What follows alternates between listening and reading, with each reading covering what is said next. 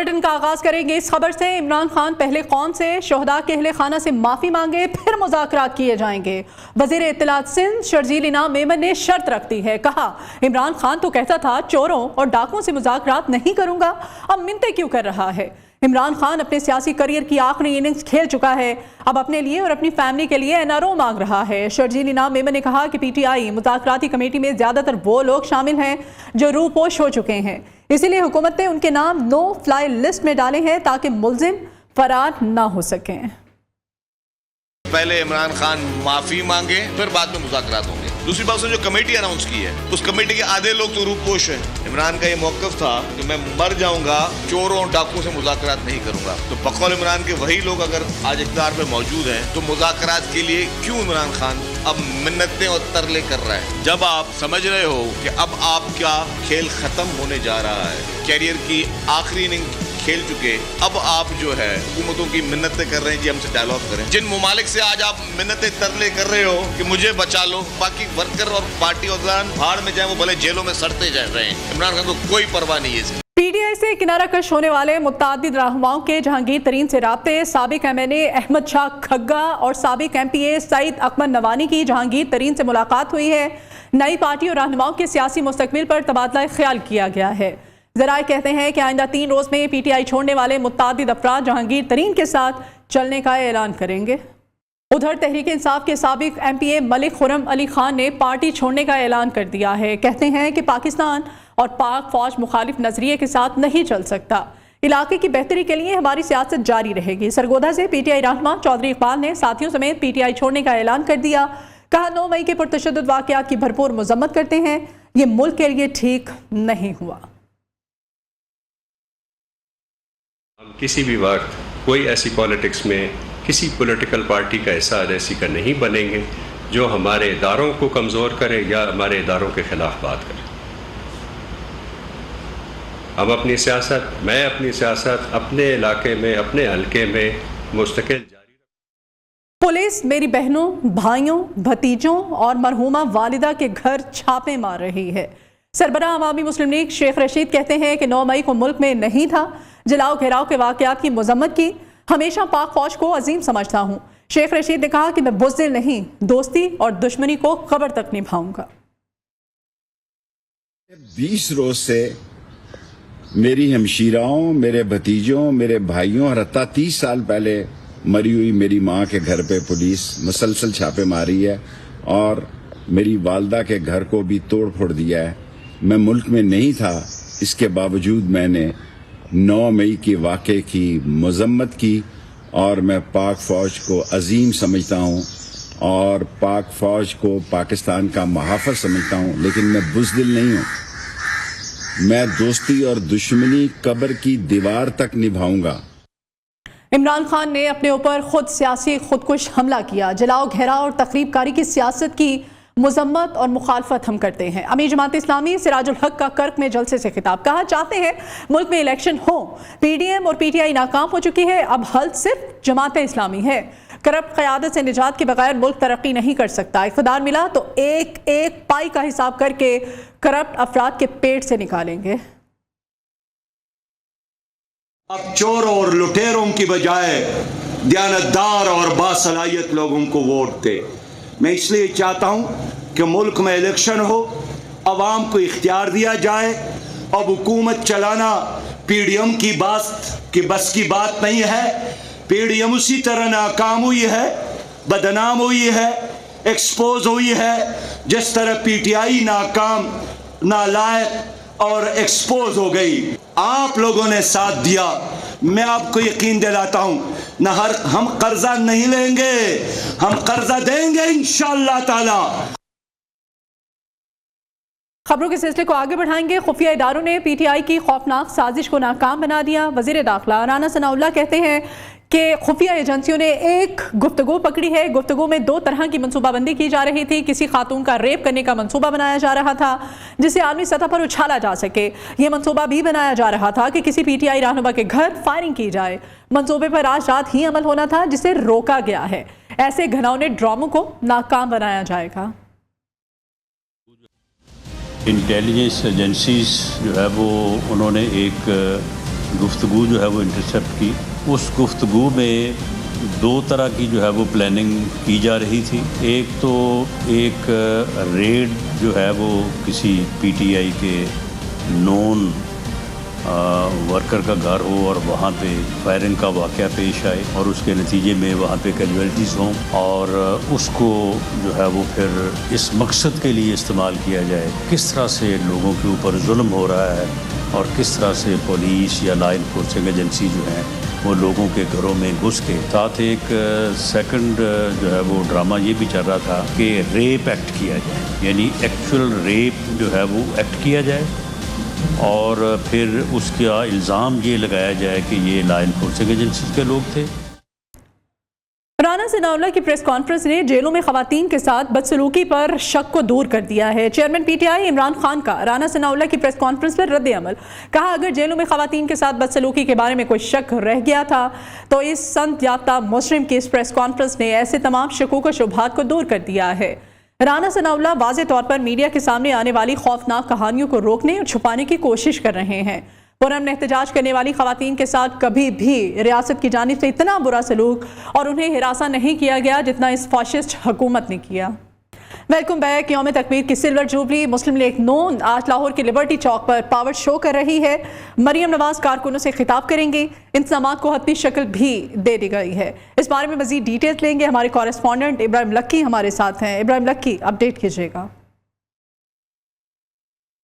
آج بالکل مسلم لیگ نون کے لیے آج کا دن بہت اہمیت کا حامل ہے کیونکہ ان کا ایک کریڈٹ ہے کہ 25 سال پہلے ان کی قیادت نے پاکستان کا جو دفاع تھا وہ ناقابل تسخیر بنایا اور ملک کو جو ہے نا 8ویں ایٹمی طاقت اور پاکستان کی اور اسلامی دنیا کی پہلی طاقت بنایا. اس حوالے سے آج جو ہے نا سلور جوبلی تقریب لبرٹی چوک میں منعقد کی جا رہی ہے جس میں مسلم لیگ نون کی چیف آرگنائزر مریم نواز سمیت دیگر لیڈرشپ جو ہے وہ خطاب کرے گی. اس حوالے سے میں آپ کو بتاتا چلوں کہ لبرٹی چوک کے راؤنڈ اباؤٹ قذافی اسٹیڈیم کی انٹری گیٹ پر ایک بڑا سٹیج لگایا گیا ہے جہاں پر مسلم لیگ نون کی مرکزی قیادت بیٹھے گی, جبکہ اسی تقریب میں ملک کے جو معروف فنکار ہیں وارث بیگ, سمیرہ, ارشد سارے علی بگا اپنے فن کا مظاہرہ بھی کریں گے. میرے پیچھے آپ دیکھ سکتے ہیں یہ بلوچستان کا شہر دلبدین کا علاقہ چاگی نہیں ہے بلکہ لبرٹی راؤنڈ اباؤٹ میں بنایا جانے والا چاگی کا وہ ماڈل ہے جہاں پر جو ہے ایٹمی دھماکے کیے گئے اور پاکستان دنیا کے نقشے میں 8ویں ایٹمی قوت بنا. اس حوالے سے آج کارکنوں کی آمد کا سلسلہ شروع ہو چکا ہے, انتظامات کو حتمی شکل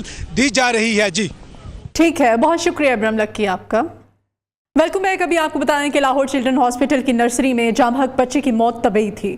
ابتدائی رپورٹ آ گئی ہے اور اس رپورٹ کے مطابق بچے کو سانس کی دشواری اور کراچی میں اسٹریٹ کرائم کا جن کسی کے قابو میں آنے کا نام ہی نہیں لے رہا. صورتحال نے شہریوں کو خوف میں مبتلا کر دیا ہے. رواں سال اب تک ڈکیتی مزاحمت پر قتل ہونے والے شہریوں کی تعداد 55 تک جا پہنچی ہے. کم عمر لڑکے بھی شہر میں وارداتیں کرنے لگے ہیں. تفصیلات عبید شاہ کی اس رپورٹ میں. کراچی کے شہری ڈاکوؤں کے رحم و کرم پر خوف کے سائے منڈلانے لگے. کوئی پرسان حال نہیں. کراچی کے علاقے منظور کالونی میں ڈکیتی کے دوران مزاحمت پر ملزمان نے عدیل نامی برگر فروش پر گولیاں برسا دی. نوجوان موقع پر ہی دم توڑ گیا. واقعے کی CCTV فوٹیج سامنے آ گئی. رواں سال ڈکیتی مزاحمت پر ہلاکتوں کی تعداد 55 سے زائد ہو گئی. پولیس کی ناقص کارکردگی کے باعث کم عمر مسلح لڑکے بھی وارداتیں کرنے لگے. لانڈی زمان آباد میں کم عمر ملزمان کی سیکنڈوں میں واردات کے بعد فرار ہونے کی CCTV فوٹیج منظر عام پر آ گئی. فوٹیج میں ملزمان کے چہرے واضح طور پر دیکھے جا سکتے ہیں. ادھر فیڈرل بی ایریا بلاک 1 میں دکانداروں کی مزاحمت نے ڈاکوؤں کو بھاگنے پر مجبور کر دیا. CCTV فوٹیج میں ڈاکوؤں کو دکان میں داخل ہوتے اور دکانداروں کو ملزمان سے اسلحہ چھینتے ہوئے دیکھا جا سکتا ہے. عبید شاہ, نیو نیوز, کراچی. مہنگائی کے اس پرکٹھن دور میں حکومت کی جانب سے ایک مزدور کے لیے مقرر کی گئی 25,000 روپے کی تنخواہ میں گزارا مشکل ہی نہیں ناممکن ہو چکا ہے. آمدن سے زائد اخراجات نے شہریوں کا جینا محال کر دیا ہے. ایک مزدور 25,000 روپے میں اپنا گھر کیسے چلاتا ہے, یہ ہم جانیں گے کامران سہیل سے. مہنگائی کا جن بوتل سے باہر, اس پر قسمت کی ستم ظریفی کا عالم یہ کہ 25,000 روپے سے کرنا ہے مقابلہ. آمدن سے زائد اخراجات اور گیس بجلی کے جھٹکے بھی کرنا ہے برداشت. کراچی کے پسماندہ علاقے کے چھوٹے سے کچے گھروندے میں رہنے والا سید امیر علی بھی ماہانہ 25,000 روپے کماتا ہے. اس کے گھر کے راشن کا خرچہ 15 سے 20,000 روپے ہے.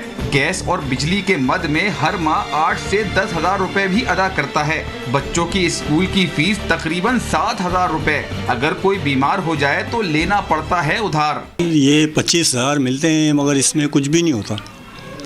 इसमें महंगाई का दौर भी बहुत है। किसी चीज़ में भी ले लें आप, चाहे मतलब राशन पे ले लें, आटे पे ले लें, तेल पे ले लें, घी पे ले लें, पेट्रोल पे ले लें, आप किसी भी चीज़ में ले लें, यानी ये बिजली के बिल में ले लें, सुई गैस में ले लें, हर चीज़ में बहुत ज़्यादा हाई फाई चल रहा है। इसी मोहल्ले में एक बेवा खातून भी हैं जो महंगाई का मुकाबला कलील आमदनी से करने पर मजबूर हैं। गरीब आदमी की सोच है, जिनका किराए का मकान है 25,000 20,000 रुपये तक का, वो घर का कैसे करेगा?